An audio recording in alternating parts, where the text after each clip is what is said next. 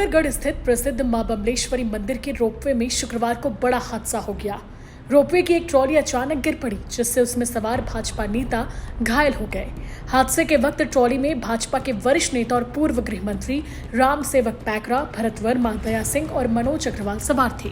इस हादसे में भरत वर्मा के हाथ में चोट आई है, जबकि अन्य नेताओं को भी हल्की चोटें पहुंची हैं। घटना के बाद मौके पर अफरा तफरी मच गई। घायल नेताओं को तुरंत राजनांदगांव अस्पताल में भर्ती कराया गया, जहां उनका इलाज जारी है। बताया जा रहा है कि ट्रॉली में 6 लोग सवार थे। सभी भाजपा नेता मां बमलेश्वरी के दर्शन कर वापस लौट रहे थे, तभी अचानक रोपवे का एक हिस्सा टूटकर नीचे गिर पड़ा। इस हादसे में बाकी लोग तो बाल बाल बच गए, लेकिन भरत वर्मा को हाथ में गंभीर चोट आई, जिसके बाद उन्हें फौरन राजनांदगांव मेडिकल अस्पताल ले जाया गया।